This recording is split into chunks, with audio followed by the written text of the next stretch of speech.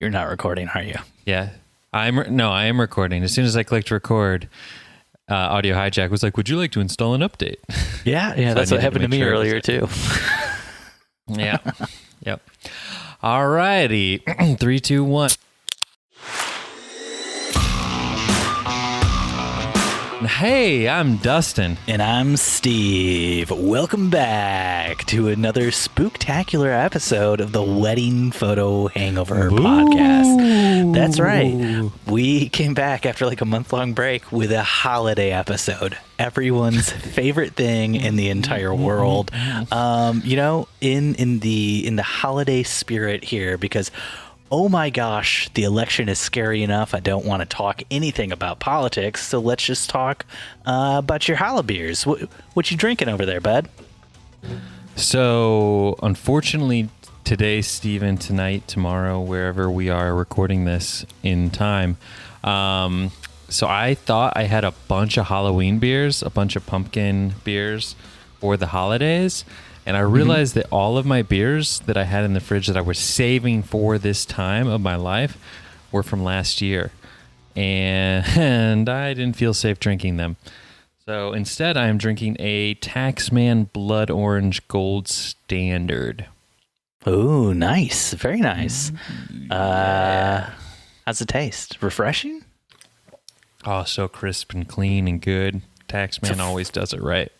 So fresh and so clean. I'm over here drinking a Voodoo Ranger spicy release. It's that Atomic Pumpkin. It's a pumpkin beer with some kick to it. You know, it goes down the throat and it kind of burns at the back a little bit. Oh, I love it when it's like drinking battery acid. Yeah. I bought this one for Jen, not realizing it was spicy, and neither one of us is a huge fan of spicy beers, so here we go. I'd like to meet someone who is a fan of spicy beers. That sounds like maybe an acquired taste. I assume spicy, if you're a fan of spicy anything, it's probably an acquired taste. There's very few babies who come out who are just like, throw me the habanero. Hot right sauce. over here. Hot sauce, please. Hot sauce. So, Dustin, we're going to kick it straight Steven. on over to some holiday Halloween Q&A. Tina from a random Facebook group asked us personally the following. Kids have to wear masks on Halloween. How am I supposed to get photos of my kids on Halloween if they're all wearing masks? Steven. Oh, wow, Tina. Wow. What were her kids dressing up as that they didn't have masks in the first place, right? Am I right? The plague. They were dressing up as the plague. Or maybe they're dressing walk around up without they're dressing up as the coronavirus plague, so they're just going to walk around without a mask on, coughing at everybody that they saw. Yep. She's like, I wanted to get some good pictures of this costume. How They will are I ever dressing do up that as now? super spreaders. They how about this, dressing up as Republicans? I said no politics. Maybe. That was not fair. And you waited until I was taking a drink of my beer to do that. And now I got beer all over my mouse pad. You son. Oh, gosh. No. I'm not going to cuss. I'm not going to cuss in this episode. We're going to keep it clean. It's holidays. Hot Holidays. You son of a Boo. bitch. Bootastic. Sounds spooky. So spooky. It's the spookiest Halloween thing I'm doing. Let's make jokes about this, please. Let's not. Grant from a random Facebook group. I need to buy a lens that can get a good picture of people's faces from far away. Every year, the neighbor kid, who's a real shit. I wasn't gonna cuss. This is Grant's fault. Grant These cussed, are Grant's you didn't. cuss words. Who's a real shit, in parentheses, like he shoots firecrackers at squirrels year round, not just on the 4th. Man. Sorry. This is like the kid from Toy Story. Sid, right? I just love Sid. that Grant thinks it's okay to shoot firecrackers at squirrels on the 4th of July, but not the rest. But But not any other time of the year. Oh, those kids who shoot the firecrackers at the squirrels on the 4th, they're good kids. But this kid who shoots firecrackers at them year round, what a piece of shit. Sorry. Gosh. Now that was your swear word. Every year, the neighborhood who's a real shit takes our pumpkins and throws them in the pond behind our house. I tried to get a picture last year with my phone, but the police said it was too blurry. So I bought a Sony A6500. What's that? 6500. Sony alphanumeric 6500 series to get that little shit this year. But didn't realize it didn't come with a lens.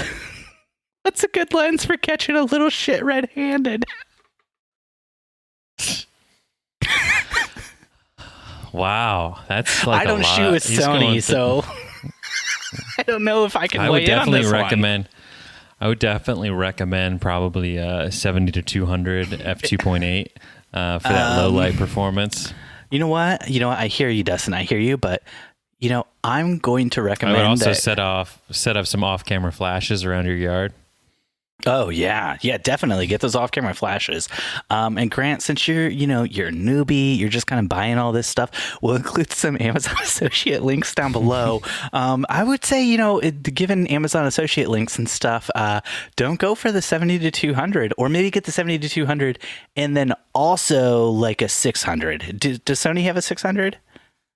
I'm sure they do. Let's just look that up. I know up. they have a 400. That's like 400-28. That's like $11,000. Yeah, Grant, we're gonna hook you up. Click the Amazon associate link that you see down below for the Sony FE 600mm f4 lens. Oh gosh, you need this, and it's only $12,999, but it's gonna be worth it to catch that little firecracker shooting shit, throwing your pumpkins into the pond. I would do this, Grant, too. I would even take it a step further. Photo gear aside, cover your pumpkins in super glue, so when he goes to pick them up, they're stuck to his hands. And super glue your pumpkin to your porch. So now, not only is he stuck trying to steal the pumpkin, like with the pumpkin, he's also stuck to your porch. So he's in a solitary space. So you can get a really good photo then. And then, Grant, fill your pumpkin with fire ants and have little micro holes drilled throughout the pumpkin. So as he's there with his little red-handed shit palms glued to your pumpkin, fire ants are slowly crawling out of the pumpkin, down his sleeves, into his costume. Yeah. I think that's that'll be great, because your best solution. Then when you get that photo, he's going to be screaming in horror and pain at the same time, which is what you really want to capture when you're going for one of these photos. It's what we like to call the definition of scared straight. Yeah. Joel from a random Facebook group. Other than the visible spectrum, infrared spectrum, and ultraviolet spectrum, what other spectrums does my camera need to be able to shoot to capture photos of ghosts? Spiritual spectrum. I think that's pretty straightforward. You should have an S on your dial on your camera. You shift it to spiritual. Shifted to spiritual. Yeah. Actually, I have a B on mine, and that's for boo, and that's how you know you're gonna get the ghost. So you just switch it over to B, and you hold the shutter button down for a little bit, wave the camera around, to just really make sure while the shutter button's down, you're capturing as much of the scene as possible, and you're gonna come away with some real cool stuff. I mean, ghost slow shutter speed. Well, slow shutter speed. That's why he's using the boo setting, Dustin. Oh, I see what you're saying there. The boo ULB setting. Got it. Yes, the boob setting. I've never used the boob setting. Yeah, sometimes I get two cameras so I can do the bulb setting on two different cameras at the same time. I like the feeling of two bulbs in my hands, you know? Sometimes you just want to motorboat those boobs. Exactly. I think what Joel is referring to, though, so a full spectrum camera would be one that captures like the full spectrum of light, and that is the visible spectrum, what we can see with our eyes, and infrared and ultraviolet. So I think in reality, Joel's kind of got his bases covered there. But once again, Joel, I'm going to have to ask you to go down to the associate links underneath where you will find in the links a Sony A9 Mark II. Is that something that exists? A Mark III, A9 Mark III with you're going to want that same 600 millimeter f4 lens. Yeah, you don't want to get too close to the ghost. Yeah, so just go ahead, go down to our show notes and click straight on that link. Bye. Oh, okay. Lucy from a random Facebook group says, I was shooting real estate video in an old hospital the other day when I noticed a cloud of smoke floating down the hall toward me. I braced for a cold impact as it looked like it was about to pass through me. But instead of passing through me, it moved to the side and around me. Later, when I looked at the video footage, there was no smoke. But I could faintly hear the sound of someone singing Bob Dylan's Rainy Day Women off key when I played back the video. Ooh. I love the off key. I love that it was off key, that they were like, I would think ghost, but it was off key. I would think ghost, but it was singing Bob Dylan's Rainy Day Women, so probably not spooky enough for a ghost, right? Definitely probably wasn't an out-of-tune speaker system playing the radio. I gotta wonder. It was supposedly in an old hospital. There was a cloud of smoke floating down the hall. What did they treat in this hospital? My first thought, Lucy, would be, do you smell like a burning smell, or like maybe there's like a gas leak? Mm-hmm. Because maybe like the hospital Lucy, burned down and a bunch of people died inside, and then like they reconstructed it. Lucy, are you getting like carbon monoxide poisoning? Mm-hmm. Like maybe Lucy is getting smoked out while she's there. Maybe it's a hospital that like treated people who died of marijuana cancer. Is that marijuana cancer? Is that a thing? The Republicans would tell you it is. Wow, going political. Wow, it's the time we live in. Oh, I just love the Bob Dylan's Rainy Day Women. I'm not familiar with that song. It's the one where he sings They Stone You When You Go Out the Door, I think, right? I Would Not Feel So Alone. Everybody, let's get stoned. That song? Is that how it goes? Yeah, buddy. Maybe I'll be able to find that one online and we can play like a little like 4-second clip of it here. Okay. Yeah. Because you have so much time on your hands. Everybody must get stoned. Lynn from a random Facebook group asked, my daughter keeps photobombing my son when I go take his picture, and every time her face looks like a demon face. Sometimes I don't even realize she was in the room with us until I see the picture afterward. And is there a way to get everything in focus so she looks normal? Lynn, you have the Antichrist as your daughter. Yeah, I mean, I'm going to say, Lynn, have you checked your camera? Like, do you have what we in the photo industry refer to as a not demon mode cursed camera? Not cursed. A cursed camera will, of course, show you the souls of every person that you capture and bring an image of to your thing. So it is very possible, as Dustin was saying, demon mode could be on. Your daughter could have a demon inside of her. I know it's not something we want to think about on a daily basis, Lynn, but Could Steven be the father? Wait, what? What? Sorry? Who? Steven? This one? This guy? Lynn? Steven. I just like, what I like is that she sets us up with, I'm trying to get photos of my son, and my bitch daughter keeps trying to get in the photo. Like, She didn't Like, say it's like, bitch daughter, Dustin. over there, Lucille. Get in your demon corner. Stand in your what did like they put, like they do, like witches do the like stuff in the hexagons? No. Pentagons. Go stand in your pentagon, Lucille. Yes. Drink your pig's blood. That's right. Go drink your pig's blood. Which is Trying to get I'm trying to get a photo with Billy.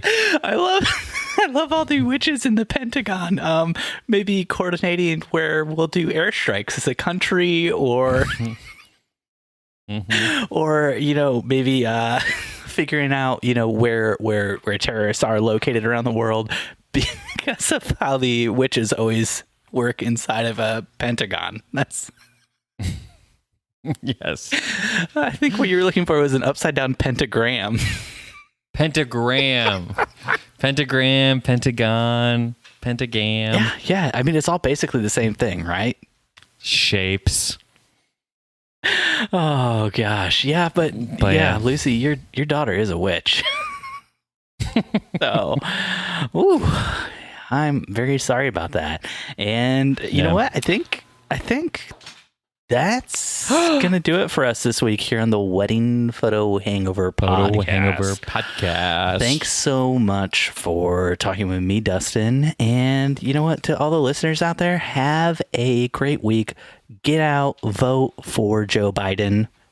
If you're gonna vote for Donald Trump, just don't vote. I'm just gonna say it. Don't do it. If I'm pretty sure that last week was the week to vote for Donald Trump, and this week till Tuesday is the week to vote for Joe Biden. Mm-hmm. Yeah. I think that's how it's structured with the COVID. They're letting the Republicans vote last week, so unfortunately it's too late to vote for him. But if you still want to hear your voice to be heard, you can go in and vote Democrat. And even if you don't want Joe Biden, you still click him on the ballot. And then at the end of the ballot, after you click submit, you write not Joe Biden. Yep. Yeah. It's very important on the actual ballot that you click Joe Biden. But at the end, after it's all over, you just say not Joe Biden to the air as you walk out of the voting booth. And that's the best way to get a vote in for Donald Trump. But seriously, if you are listening to this and you were thinking about doing like a mail-in ballot, really, really consider voting in person. A lot of the states have just like in the past day or two said like, we're not going to do mail-in ballots that arrive after the day of the election. So it's too late in most places to send in your mail-in ballots. So make sure you get out and vote in person for Joe Biden. In Cleveland, I saw that they're actually setting up special mailboxes around the city for people to drop off their mail-in ballots. Mm-hmm. I'm going to set up a series of mail ballots throughout the city that just say you could put your Trump votes go here, and they're just going to be trash cans. That'll be on fire. They'll have an eternal flame inside. Trump ballots flame. Here. Is Lynn's daughter helping you with this? Yes, she is. I like to keep it witchy. That's very kind of Spooktacular. All right. Dustin, thank you so much for sitting down and recording with me today. Have a fantastic Friday and an even better Halloween, bud. You too, my friend. Peace out. Go get some candy. I'm all over it. I'm getting that candy.